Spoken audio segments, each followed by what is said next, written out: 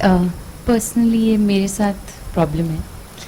मैंने ना कुछ साल पहले बहुत किसी सिचुएशन से मैं गुजर रही थी और उस समय मेरे पास क्रिया योगा आई और मैंने बहुत अच्छे से की, जैसे रज के करते हैं, और पूरा उसे हर पैटर्न में निभाया। उस समय था और सिचुएशंस भी ऐसी बनी कि मेरी हुई वो। और अब सिचुएशंस वैसी नहीं है। अब मैं फुल टाइम जॉब करती हूँ, 3 घंटे की तो आने जाने की ट्रैवलिंग है, और वो जो टोटल ओवरऑल प्रैक्टिसेस है जो मैं करती थी साधना, वो अराउंड 3-3.5 आवर्स तो मिनिमम, और ऑफिस में भी मिनिमम 2 बार जाके करना पड़ता था। अब एक बार तो गलती से इंसान कर भी ले, बट ऑफिस में आप बार बार उठ के कहाँ जाओगे, सिचुएशन नहीं बनती।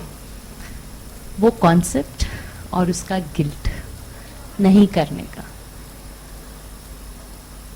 It's just not leaving me. It's every day is about मैं वो नहीं कर पाती, और एवरी डे इज अबाउट अच्छा मैं कल करूंगी, and every day is about कि मैं क्यों ये लिमिटेशन ब्रेक नहीं कर सकती, क्यों मैं बॉडी की क्योंकि that is the concept of yoga. The concept is that आप अपनी लिमिटेशंस क्यों नहीं ब्रेक करते। अगर बॉडी सुबह कह रही है कि तुम्हें सोना है, चाहे तुम रात को 12 बजे थक के सो रहे हो, सुबह उठ जाओ 4 बजे, you know. So every limitation you have to break. वो कॉन्सेप्ट और जो बचपन से सरेंडर, और वो इतना क्लैश करता है। और ये कॉन्सेप्ट, ये जो खड़ा किया है, मैंने खुद ही खड़ा किया है, बट इससे मिला भी बहुत कुछ। मतलब मैं बहुत एकदम से तो ऑब्वियसली देखिए, ऑब्वियसली जब हम कोई डिसिप्लिन डालते हैं तो हमारे अंदर बहुत चेंजेज आते ही हैं। क्रिया योग भी एक डिसिप्लिन है, लेकिन क्रिया योग कोई जिम नहीं है कि हमको 3 घंटे उसको देना ही चाहिए। योगानंद जी ने उसकी बहुत ब्रांडिंग करी है, और उस ब्रांडिंग पे ही ये सारा सिस्टम खड़ा हुआ है। योगानंद जी बहुत प्यारे व्यक्ति थे, मैं उनको बहुत पसंद भी करता हूँ, सारे लोग जानते हैं। लेकिन पसंद करने का मतलब ये नहीं होता है कि किसी की हर सारी बात से सहमत भी होते हैं। हम बहुत लोगों को बहुत प्यार करते हैं, उनकी एक बात से सहमत नहीं, ऐसे तमाम लोग हैं। तो क्रिया योग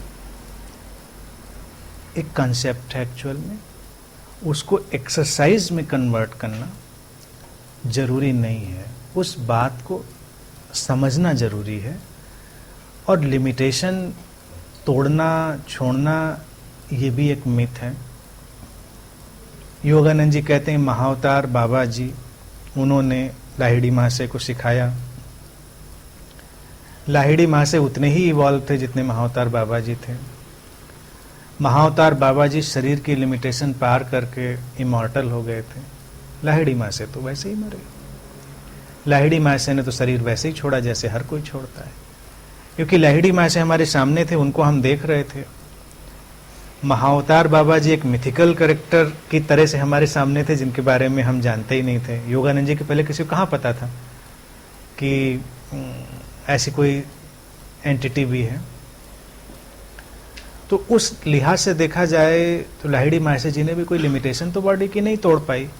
जब जितने दिन जीना था उतने ही दिन जिए, जब मृत्यु आनी थी तो वैसे ही आई, चाहे वो पीसफुल आई चाहे वो पीसफुल नहीं आई। फिर उनके ग्रैंडसन, वहाँ तक मेरा उस परंपरा से कांटेक्ट भी था, उनके लोग सब उससे जुड़े हुए थे। सत्यचरण लाहिड़ी आई थिंक उनका नाम था, बनारस में वो थे, I am not sure but यही नाम था। वो उनके ग्रैंडसन लाहिड़ी माशा जी के थे। वो तो बहुत बीमार होके मरे, बहुत बड़े क्रिया योगी थे, देश विदेश में उनके क्रिया योग के पूरे क्लासेस चलते थे। उनका जो लास्ट टाइम था बहुत ही पेनफुल और बीमारी में गया।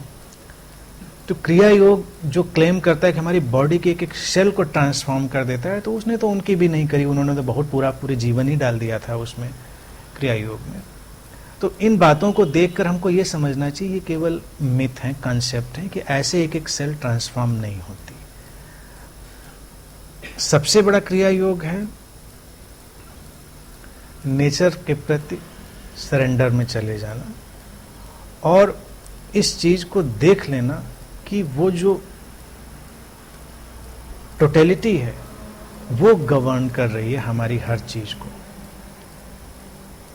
जैसे कल मैं जवाब आलोक को दे रहा था, वही वाली बात लागू होती है कि इस रियलाइजेशन को पा लेना कि चीज़ें होती हैं, हम करते नहीं, हम करने वाले कौन हैं?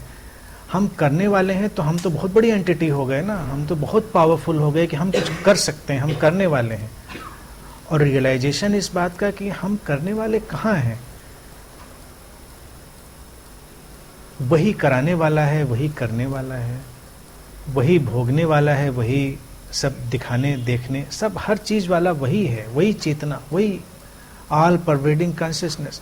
तो इतने कन्फ्यूजन में, इतने कॉन्फ्लिक्ट में हम क्यों जाएं? ये हमको केवल एक चीज़ पकड़ा दी जाती, और फिर जब पकड़ी गई थी तो पकड़ी गई थी, जब छूटी तो छूटी ना। क्योंकि वो वक्त होता है, एक वक्त होता है जब वक्त पे चीज़ें हमारे हाथ में आती हैं, उनकी ज़रूरत होती है। इसीलिए मैं ये नहीं कहता कोई कॉन्सेप्ट बिल्कुल बेकार है, उस समय आपके काम का था तो आपके पास आया, और जब उसको जाना था तो चला गया। जब गया तो उसको ग्रेसफुल्ली विदा कर दीजिए, उसका गिल्ट नहीं रखिए। फिर आपको यहां भी तो आना था ना, तो आई तो अब जो कॉन्सेप्ट मैं दे रहा हूं उसको भी तो गौर से सुन लीजिए। जिन्होंने वो कॉन्सेप्ट दिया वो दुनिया में नहीं है। अभी जो कॉन्सेप्ट मैं दे रहा हूं वो बिल्कुल आमने सामने है, नॉन डूअर, और उसकी अंडरस्टैंडिंग में जीने का भाव। तो उसकी ज़रूरत उस समय रही होगी, इसकी ज़रूरत इस समय रही होगी, इसीलिए पूरी एग्जिस्टेंस घुमा के यहाँ पर लाई होगी, नहीं तो नहीं लाती। नहीं तो क्रिया योग के पूरी दुनिया में हजारों सेंटर खुले हुए हैं, आप वहीं जिम करने के लिए गई होती। लेकिन आपको यहाँ कितना कंट्राडिक्शन है, एक तरफ है क्रिया योग 3 घंटे करना, एक तरफ हम है जो कहते हैं कुछ करना ही नहीं है। तो 180 डिग्री का फर्क है। तो इसमें तो कोई रिश्ता ही नहीं बनता, लेकिन रिश्ता तो बना है ना। आपको अच्छा लगता है, यहाँ आकर आपको खुशी मिली, सब हुआ, तो आपके अंतर मन में कोई ऐसी जो विजडम है, जो इनबिल्ट है, वो आपको बता रही है। लेकिन आदत जो होती वो कई बार कहती नहीं, उसको वैसे ही पकड़ना चाहिए था।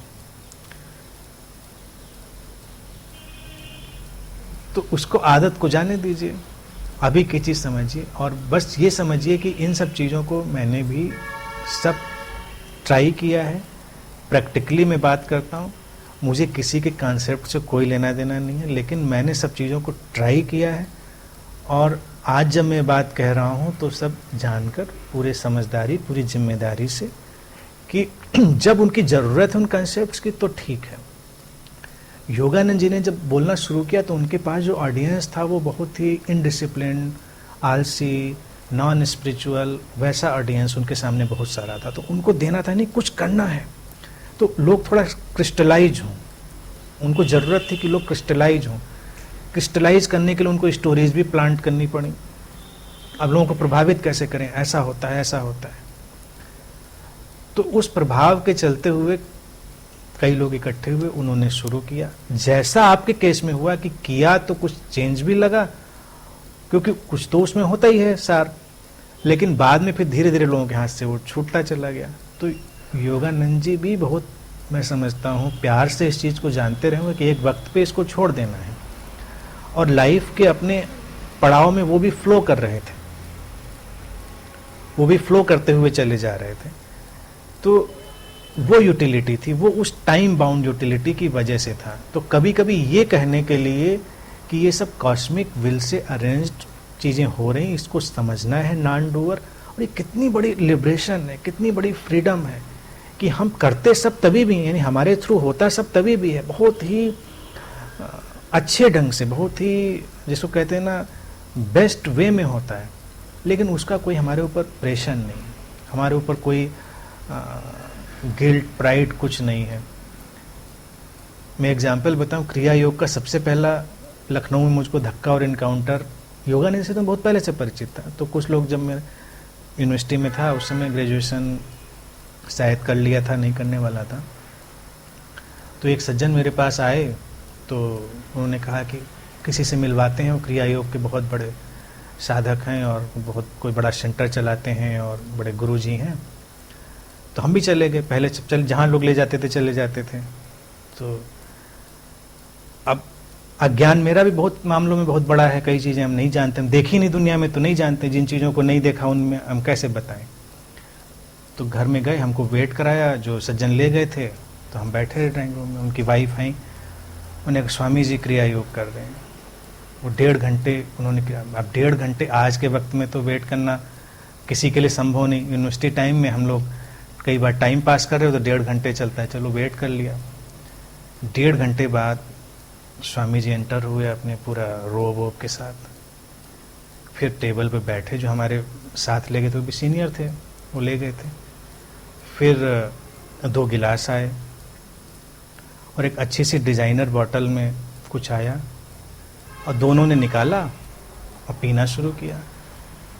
मैं सोचा, मैंने कहा बड़ी कर्टसी इनकी ख़राब है, मुझको भी लाए और मुझको कुछ पूछ ही नहीं रहे, ये क्या मतलब।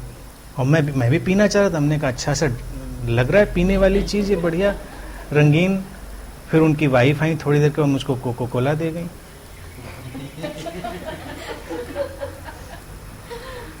तो उनसे तो कह नहीं सकते थे, जो हमें ले गए थे उनसे मेरी बातचीत थी, मैंने उनके कान में कहा कि वो वाला भी दे दीजिए। कह रहे वो बच्चों के लिए नहीं है।